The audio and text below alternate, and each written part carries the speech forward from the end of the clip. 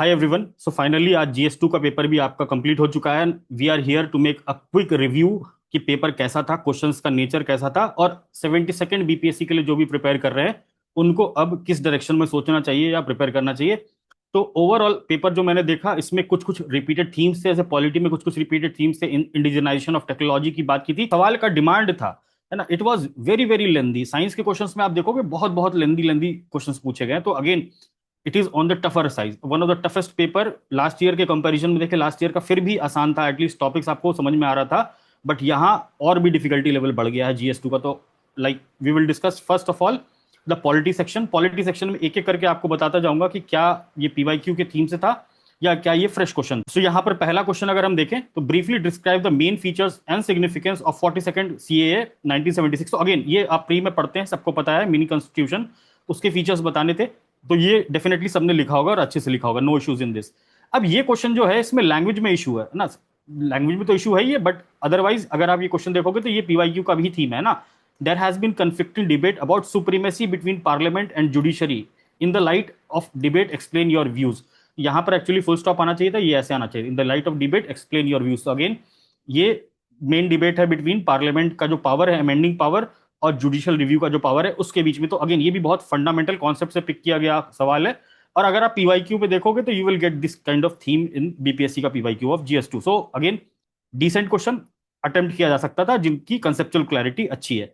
Writ jurisdiction, ये last year ही सवाल पूछा था, तो अगेन ये रिपीटेशन है, इसमें कुछ भी नया नहीं है, लास्ट ईयर के हिसाब से रिपीट कर दिया। बस यहाँ पर ये बोला है कि name any three of the five writs which can be issued by supreme court, high court to enforce fundamental right. तो सिर्फ ये एडिशनल चीज बोल दी है। लास्ट ईयर पूछा था आर्टिकल 32 के फॉर्म में, इस बार डायरेक्टली पूछा है कि रिट जुरिस्डिक्शन क्या होता है वो बता दीजिए। तो this is also repeated theme. तो पॉलिटी का जहां तक शॉर्ट का अभी तक हम देख रहे हैं कि this is again doable. Question number D, judicial review, again repeated, very basic, कुछ भी इसमें अलग नहीं है। Primary role of the finance commission of India article provides for its establishment. Again 16 finance commission की रिपोर्ट है, ये करंट अफेयर्स में भी हम लोगों ने पढ़ाया था और टेस्ट सीरीज में भी दिया था। ये भी क्वेश्चन टेस्ट सीरीज में था, ये भी क्वेश्चन टेस्ट सीरीज में था हमारे।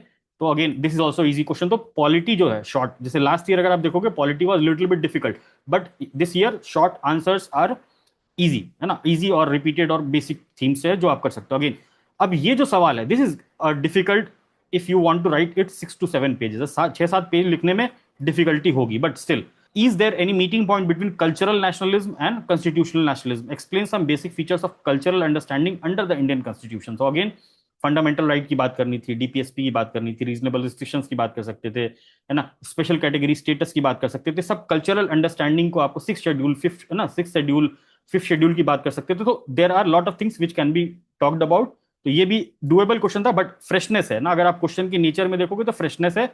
It is not something which is repeated और जो आप एकदम से एक्सपेक्ट कर सकते हो। तो BPSC ने अच्छा क्वेश्चन यहां बनाया, बट स्टिल जिनको डेप्थ में नॉलेज है पॉलिटी की और बेसिक बेसिक चीजों को के बारे में पता है, they will be able to write it well, है ना। अगर आपने स्ट्रक्चर किया होगा तो आप अच्छे से लिख पाएंगे इसको।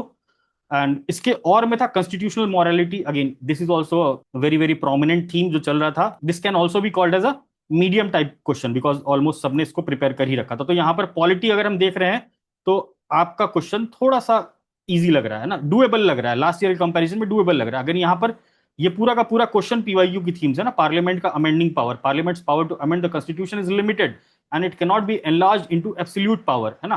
Can parliament under article 368 destroy the basic structure of the constitution? Again इसको लिंक करके ये दिया हुआ है, ये हमने टेस्ट में भी करवाया था, ये हमारे कंटेंट में भी अवेलेबल था। सो again this is very very predictable question, previous year question का है।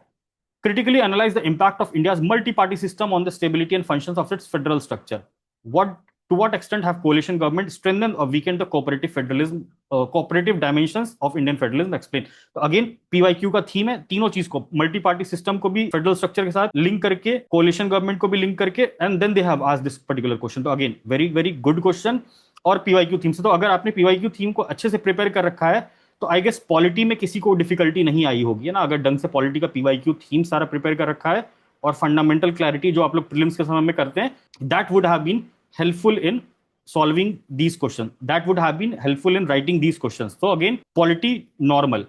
ज्योग्राफी में आते हैं, है ना, discuss the major challenges facing India food processing industry. Again predictable question, what initiatives have been taken by government for improving it? तो again ये चीज प्रेडिक्टेबल थी। फूड प्रोसेसिंग इंडस्ट्री बिहार के कॉन्टेक्स्ट में भी और इंडिया के कॉन्टेक्स्ट में भी everyone has prepared and this is a decent question. ये जूट जूट के बारे में पूछा, explain favourable condition suitable for the jute cultivation in West Bengal and Bihar. Again this can be written very well.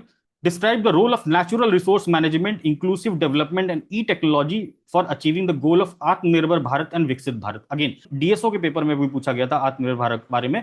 सो ये भी आप आराम से लिख सकते थे ना, 3 सेक्शंस में लिखना था, 1 2 3।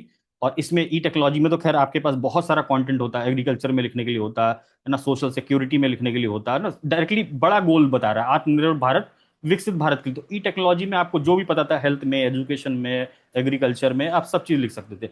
नेचुरल रिसोर्स मैनेजमेंट में भी आप लिख सकते थे ना, role of natural resource management कैसे कर सकते हैं। Inclusive development, everyone would have known कि इंक्लूसिव डेवलपमेंट के लिए हम क्या क्या कर रहे हैं। तो आप ये वाला पार्ट भी 8 मार्क्स 2 पेज आराम से क्वालिटी कंटेंट के साथ किया जा सकता था। Give an account of the environmental and social benefits of geothermal energy in India with suitable examples. Again basic NCERT का क्वेश्चन है, और जो रिन्यूएबल एनर्जी वाला पार्ट पढ़ते हैं उसमें जियोथर्मल कंपोनेंट भी आता है। तो जियोथर्मल दो इतना प्रेडिक्टेबल नहीं था, बट स्टिल है ना, people could have written this based on the previous year question का नॉलेज, या पीवाईक्यू जो आप प्रीलिम्स में करते हो, यहाँ पर आप है ना मैप बना के, यहाँ पर जो है ना जम्मू कश्मीर में आपके जियोथर्मल के वेल्स हैं, तो आप उसको उस तरीके से अप्रोच कर सकते थे। Describe the initiatives taken by the government to enhance inclusive and sustainable development of South Bihar in last 10 years। अब ये थोड़ा सा ट्रिकी हो सकता है, अगर साउथ बिहार के स्पेसिफिक स्कीम्स पॉलिसीज पूछ रहा है तो this can be tricky, but जो नॉर्मल नॉलेज है, अगर बिहार के लिए कोई पॉलिसी आई है तो वही साउथ बिहार के लिए भी एप्लीकेबल होगी। बट यहाँ पर अगर आपको स्पेसिफिक साउथ बिहार से रिलेटेड कुछ कुछ प्रोजेक्ट्स के नाम याद हैं, उनको आप लिख सकते थे, है ना। So again this could have been decently written, है ना, बहुत ज्यादा टफ नहीं था अगर आप नॉलेज अपना बैकग्राउंड का यूज करोगे। बजट में, इकोनॉमिक सर्वे में जो भी डेटा फैक्ट बिहार गवर्नमेंट की स्कीम्स आपने पढ़ी थी, वो सब यहाँ पर आप लिख के 2 पेज तो भर ही सकते थे through a map. So again geography का अगर शॉर्ट आंसर देखें तो डिसेंट लेवल पे है। I think everyone could have written average answers, है ना, एवरेज सबने लिख ही दिया होगा इसमें अच्छे से। बट इसका जो लॉन्ग आंसर है, this is very very unpredictable. आप देखो सीधे role of railways in the development of country पूछ रहा है। डेफिनेटली सब लोग लिखे होंगे, but very very fresh question. critically analyze the geographical, economical and political challenges faced by Indian Railways in enhancing logistic efficiency in northeast part of the country। this is very very important again, है ना। Overall India के बारे में नहीं पूछा है, rather north east part में क्या क्या geographical, economical and political challenges हैं रेलवे के द्वारा फेस की जा रही है लॉजिस्टिक एफिशिएंसी को बढ़ाने के लिए। ये इसका टारगेट क्वेश्चन है। 38 मार्क्स, 6 पेज लिखना है। थोड़ा सा प्रॉब्लम हो सकती है if you are lacking content, if you are not having knowledge specific to north east वाला पार्ट ऑफ द कंट्री। अगर जनरल लिखना था तो वो हमको रोल ऑफ रेलवेज लिखता था, तो इसमें मैक्सिमम 2 पेज आप लिख सकते थे, एंड देन 3-4 पेज तो आपको सेकंड वाले पार्ट को एड्रेस करना था। तो this is little bit difficult question. Quality content इसमें कॉम्प्रोमाइज हुआ होगा बहुत लोगों का। देन इसके और में था कंपोनेंट्स ऑफ फूड सिक्योरिटी क्या क्या है, how far hydroponics agriculture will be helpful to fulfil the future domestic demands in the country, justify it with suitable examples. अब ये जो यहाँ पर क्लॉज लगा दिया सुटेबल एग्जाम्पल्स के साथ, this can be tricky because hydroponic agriculture के बारे में बहुत सारे एग्जाम्पल्स हमको नहीं पता होते ना जनरली, बट स्टिल अगर आपने ओवरऑल लिखा हाइड्रोपोनिक्स एग्रीकल्चर के बारे में 4-5 पेज तो आराम से आप लिख ही सकते थे ना। कंपोनेंट्स ऑफ फूड सिक्योरिटी पे ही 2 पेज लिखा जा सकता है, एंड देन ये हाइड्रोपोनिक्स वाले पार्ट पे you could have written. But examples वाले पार्ट में यहाँ पर डिफिकल्टी होगी, कंटेंट लेवल पे डिपेंड करेगा कि किस तरीके से लिखा है। अगेन स्ट्रक्चरिंग यहाँ भी करनी थी आपको सब हेड्स में। सो again this was a kind of repeated theme also, है ना। फूड सिक्योरिटी इसमें इंक्लूडेड है, बट इसके साथ नई चीज अटैच कर दी, हाइड्रोपोनिक एग्रीकल्चर, जो कि बहुत ही फ्रेश चीज है ना बीपीएससी में पूछे जाने के लिए। वी वर नॉट एक्सपेक्टिंग कि हाइड्रोपोनिक एग्रीकल्चर पूछ लेगा। Discuss the major ports on eastern coast of India. Again port से पूछा है, वेरी वेरी अनप्रिडिक्टेबल। इसमें कंटेंट क्या लिखा जाए थोड़ा सा डिफिकल्ट हो जाता है, 6 पेज 7 पेज लिखना। तो major ports on eastern coast of India, critically examine the role of particular port, Shyama Prasad Mukherjee port Kolkata in the development of north east and Bangladesh. तो नॉर्थ ईस्ट बहुत ज्यादा फोकस में है। अब आप सोचिए कि 6 पेज में आप क्या लिखेंगे इसको, एक पेज में तो आप ये मेजर पोर्ट्स ऑफ इंडिया को ड्रॉ कर देंगे मैप में, and then how will you write this particular role of this particular specific port in the development of north east and Bangladesh. Definitely कुछ कुछ तो लिखेंगे, बट अगेन सोचने वाला यहाँ पर टाइम कंज्यूमिंग ये आंसर था ना। अगर आपको पहले से रटा होता है तो आप चीजें जल्दी लिख लेते हो, यहाँ पर आपको सोचना पड़ता, पॉइंट्स जनरेट करने पड़ते हैं, तो डिफिकल्टी लेवल इस कॉन्टेक्स्ट से बढ़ गया, और बहुत ही फ्रेश क्वेश्चन है इस टाइप का, है ना। अगर सिर्फ मेजर पोर्ट्स के बारे में पूछा होता तो चलता, बट यहाँ पर स्पेसिफिक पूछ रहा है आपसे कि ये पोर्ट और नॉर्थ ईस्ट ऑफ बांग्लादेश के कॉन्टेक्स्ट में बताओ, तो अगेन थोड़ा सा ट्रिकी क्वेश्चन है, टाइम कंज्यूमिंग भी है। Concept of fourth industrial revolution ये हमने कवर कर रखा था अपने नोट्स में। सो this is almost everyone might know कि कॉन्सेप्ट क्या है फोर्थ इंडस्ट्रियल रेवोल्यूशन का।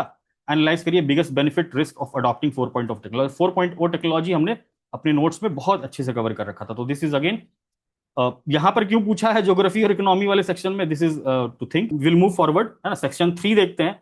Section 3 science and technology, most difficult.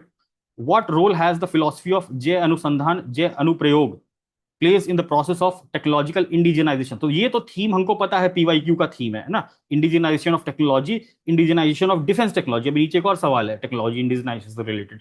तो ये बट ये फिलॉसफी स्पेसिफिक करके पूछा है ना, रोल क्या है इसका, है ना। तो this role you could have written critically analyze India's current state of technological self-reliance in the field of artificial intelligence and robotics। ये हमने पूरा का पूरा अपने नोट्स में बहुत शानदार तरीके से कराया था। इवन करंट अफेयर्स में भी we have covered this in detail. So policy level पे कराया था, स्कीम्स पॉलिसीज के लेवल पे कराया था। अभी जो एआई समिट हुआ था उसके नोट्स दिए थे। ये सारी चीजें टेलीग्राम पे भी अवेलेबल हैं, open for all the students to see. तो this is again a decent level of question, but statement आपको देखो ना, इतना बड़ा बड़ा क्वेश्चन 6 मार्क्स में पूछा है तो प्रोसेसिंग टाइम ज्यादा लगता है ना, समझने में सवाल का डिमांड क्या है। अदरवाइज जिनको पता है ये लिखा जा सकता था। स्टेम एजुकेशन, है ना, लास्ट ईयर भी पूछा गया था stem education, they have repeated this thing. But इसमें हर्डल्स भी पूछा है, hurdles of digital divide and teachers capacity in the context of providing quality education. तो ये सबको ऑलमोस्ट पता ही होता है।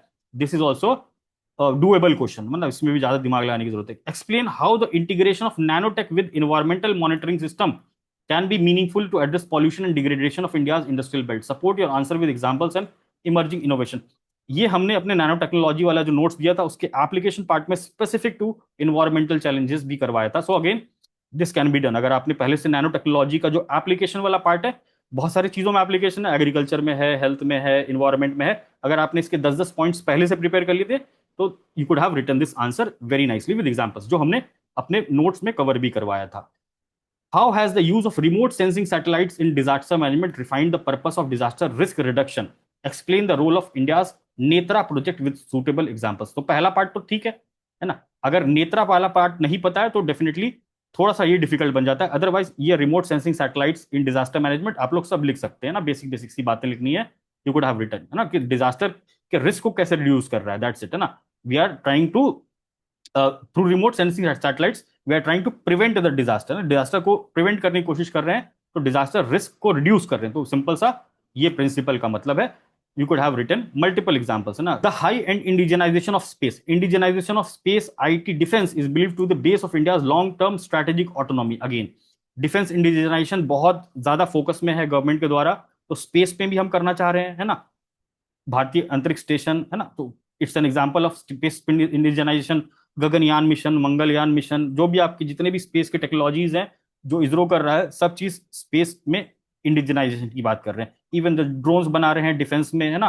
तो आईटी में भी हम बहुत सारी चीजें कर रहे हैं, यूपीआई कर रहे हैं ना, यूपीआई का आर्किटेक्चर बनाया है हमने। तो this is also part of high and indigenisation of space, IT, defence, है ना, जो हमने अभी पूरा का पूरा एग्री स्टैक बनाया, जो हम कह रहे हैं। इवन एलएलएम मॉडल्स भी हम अभी बना रहे हैं, जो भारत सरकार भारत जेन एआई कर रही है, वो भी आईटी का ही पार्ट है। So again high India long term strategic autonomy की बात कर रहा है। Examine the key institutional, financial and technological barriers that still inhibit complete India despite considerable national progress. तो ये चीज आप आराम से लिख सकते हो। 3 पार्ट में फ्रैगमेंट करना था, 2-2, 3-3 पॉइंट लिखते, दैट्स इट, है ना। और यहाँ पर एग्जाम्पल्स लिख देते कि भारत सरकार किस किस चीज का इंडिजिनाइजेशन कर रही है। स्पेस में 2-4 एग्जाम्पल दे दिया, आईटी में 2-4 दे दिया, डिफेंस में 2-4 दे दिया। तो अगेन मच डूएबल क्वेश्चन।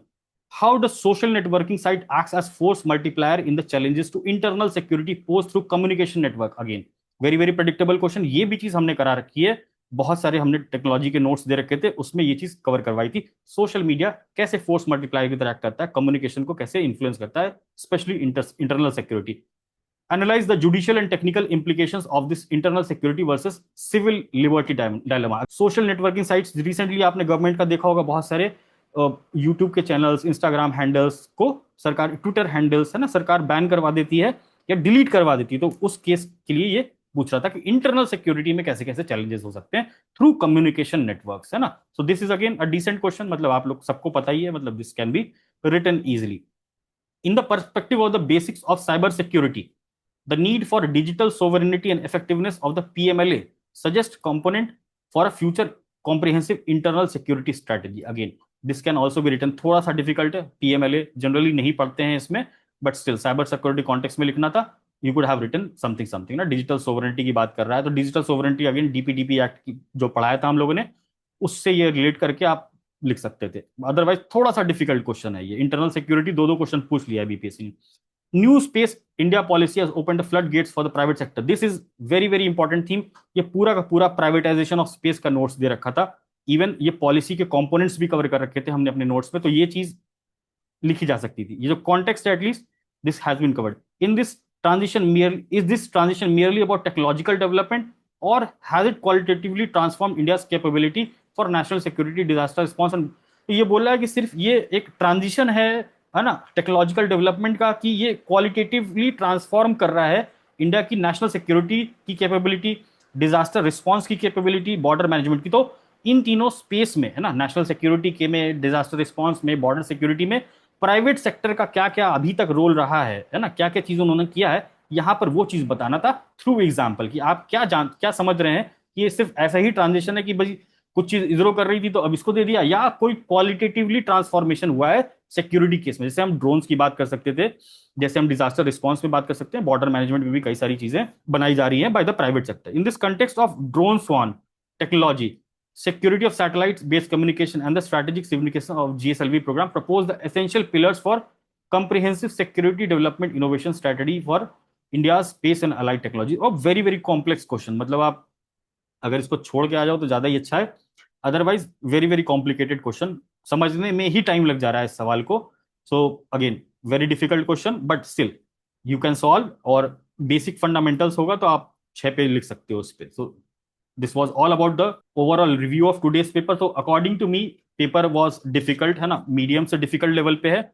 इसमें नॉलेज पार्ट बहुत इंपॉर्टेंट है, और आपको बेसिक फंडामेंटल्स आपको आना बहुत जरूरी है। Practice part is very very important.